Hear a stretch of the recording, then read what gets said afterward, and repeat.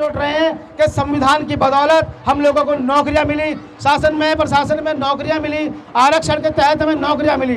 15% आरक्षण है हमारा, उसमें से आज की तारीख में इन लोगों ने 1% भी आरक्षण पूरा लागू नहीं किया। अगर साथियों 15% पूरा आरक्षण लागू हो जाए तो हर घर में पहले की तरह 2, 3, 4 नौकरियां होंगी, जैसे पहले हुआ करती थी। जब हमारे घर में 2, 3, 4 नौकरियां हुआ करती थी तो हमारे बच्चे अच्छे स्कूलों में जा रहे थे और पढ़ लिख करके अधिकारी बन रहे थे, शासन प्रशासन के हिस्सा ले रहे थे। इनके सीने में सांप लौटने लगा। हमारी आर्थिक स्थिति को मजबूत होते हुआ देख इन लोगों ने हमारी आर्थिक स्थिति को मजबूत होता हुआ देख इन लोगों के सीने पे सांप लौटने लगा और इन लोगों ने हमारे जो ठेकेदारी प्रथा लागू करी, हमारी आर्थिक स्थिति पे चोट पहुंचाई। आर्थिक गुलामी एक इतनी बड़ी गुलामी है जो हर तरह की गुलामी करने को मजबूर करती है।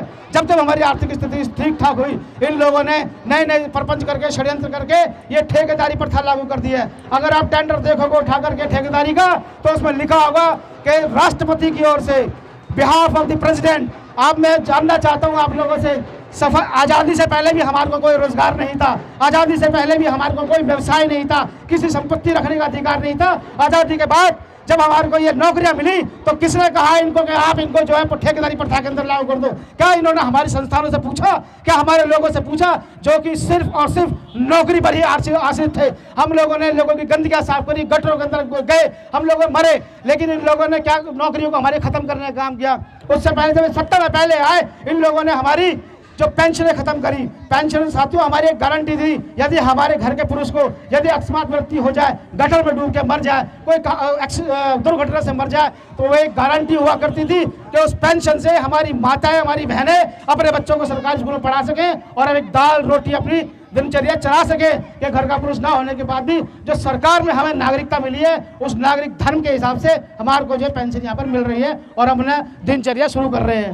साथ ही जो संविधान है, ये संविधान की बदौलत हमारे को शिक्षा मिली है, हमें रोजगार मिला है।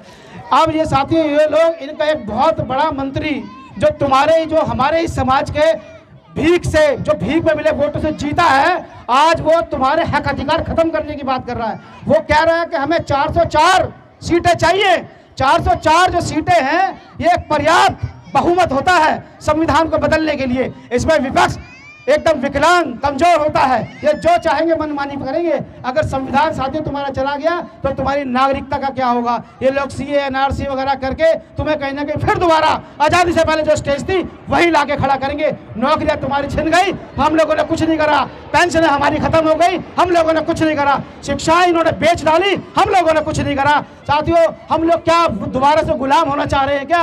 हम आज फिर दोबारा उस स्थिति में जाने को तैयार है क्या? क्या हम लोग कब सोचेंगे, हम लोग कब समझेंगे कि हमारे आने वाले बच्चों का हम लोग क्या भविष्य तय कर रहे हैं? इन लोगों को हम वोट दे रहे हैं, इन लोगों की हम हटाने का काम क्यों नहीं कर रहे हैं? जो लोग हमारे बच्चों के भविष्य के साथ खिलवाड़ कर रहे हैं। अगर शिक्षा गई तो शिक्षा सबसे पहले उनकी जाएगी जिसको सबसे अंत में शिक्षा मिली है, यानी कि SC ST OBC पिछड़ों को, आदिवासियों की शिक्षा जाएगी। अब तो जाकर के हमारे बच्चों ने स्कूल कॉलेज और यूनिवर्सिटी के सपने देखने शुरू किए थे।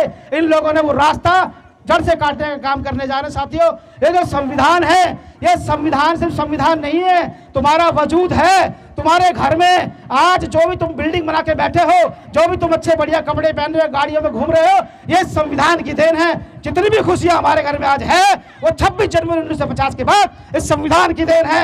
हमें इस संविधान को हटने नहीं देना है। जो हमें नागरिक होने का दर्जा संविधान ने दिया, अगर संविधान नहीं रहा तो हम लोग क्या करेंगे?